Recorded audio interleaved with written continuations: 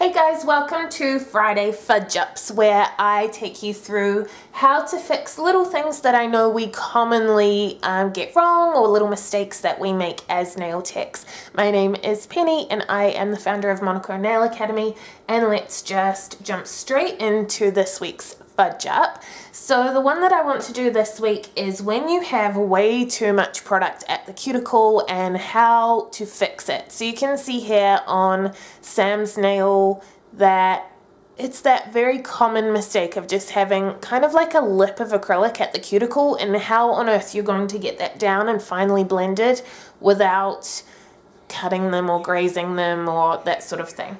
I want to first sort of show you why that happens though, and then I can show you how to fix it. So in terms of why that happens, I'm not going to extend this nail. I haven't actually prepped Sam's nails either. He doesn't want to keep these.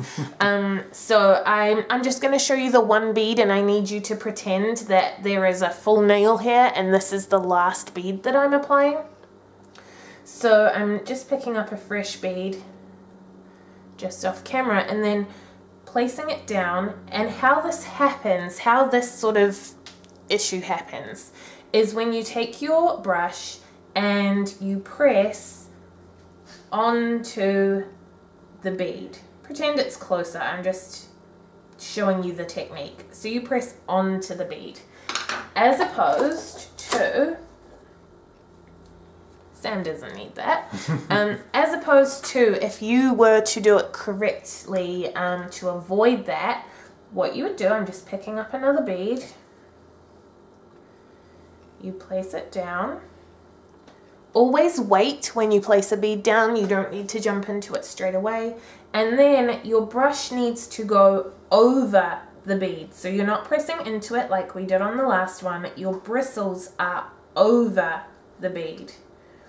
They're actually not, the tip of the bristles are not touching the bead at all. The body of the brush is touching the bead.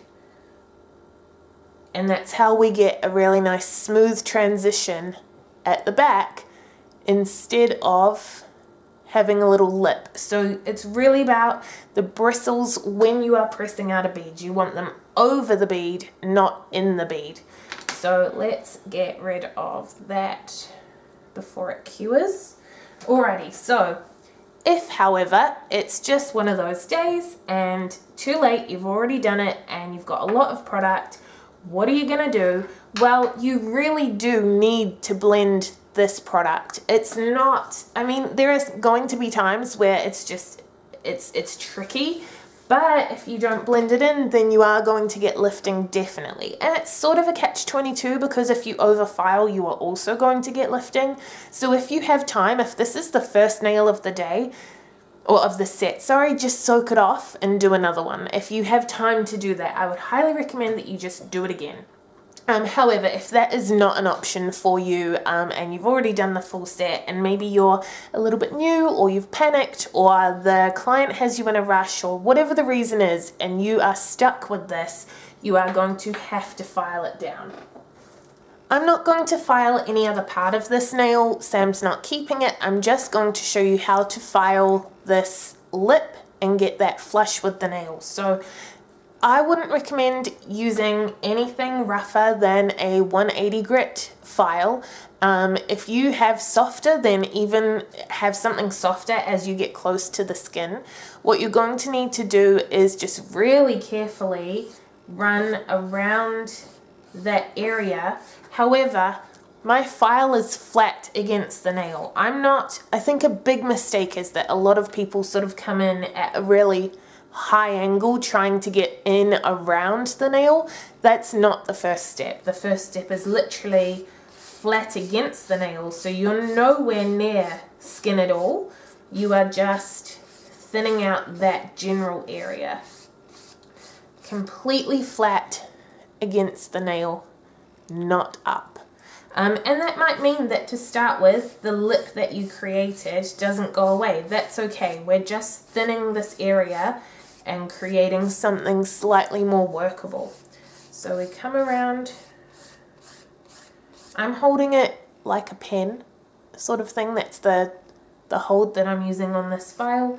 And when this entire area starts coming down lower, which I'm going to check constantly from my side view, as it starts coming down lower, I'm still not going to tip up on a high angle. I'm still going to keep it flat, but I'm going to slow down and I'm going to start very deliberately filing onto the edge of that lip, making sure that I completely miss the skin.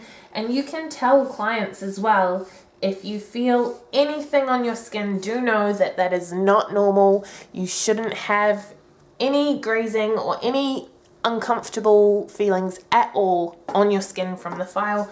The file should only touch the acrylic. So tell me if I touch your skin, because sometimes they will flinch and you can tell. That's not ideal. It usually means that it's hurting them. But you really want to have that two-way conversation with a client so that you don't risk, like, I know that it's a little bit embarrassing that you've made a mistake and that you do need to get that close to the skin, but it's still better to have a two-way open conversation with your client than to graze them unknowingly. I'm also going to take a manicure brush and take all of the dust out that I've created so far, because if I can't see what I'm doing, then I can't do a good job. So I need to be able to see at all times. I'm going to come back in and again, very slowly and gently. The pressure that I'm using is very gentle. I'm not really like gripping the file tightly. It's very loose so that if I do hit skin, it can sort of bounce back. Not that it bounces, but it's just not that same level of pressure and it's not going to cut. If you're holding the file this lightly, then you have a very, very low chance of actually cutting someone. Your real risk is grazing by going over the same area several times. And that's where the two-way conversation comes in, because your client can tell you if you're making skin contact, completely preventing the risk of a graze, as opposed to if you're gripping really tightly, when you make one contact, you could cut them and they don't have time to warn you about that. So a really loose grip. And my file is still flat. It is perhaps 10 degrees more angled than it was before, but it's really just about placement so that this sort of lower edge is hitting the right part of the nail every time that I make contact, and constantly removing dust. So if I check my side angle, it's coming down already, but this mistake is a slow process to fix because you definitely don't want to cause any harm to the client. And it's one where you just have to suck it up and go, yep, okay, I made a mistake, and persevere until you have it fixed. Now, if you get this low down and you are getting a lot closer to skin, or you're finding it hard to avoid skin contact, you can go down to a softer file or a buffer at this point. But be careful, because a buffer, sometimes it's actually better to use something slightly rougher, like continuing with the 180 file. Because if a buffer, for example, is actually too soft, you're going to subconsciously try and overcompensate by putting more pressure down. And that pressure, even though the buffer is softer in general, the pressure can cut just the way that a file would. So just be aware that a buffer is an option. It might not always be the right option. So I'm coming in closer and closer to the nail now. And at this point, where it really is very, very close to blended, bear in mind I haven't filed any other part of the nail, just down here. It's very close to blended, and so at this point I can come in on a slightly higher angle to just completely make that line invisible.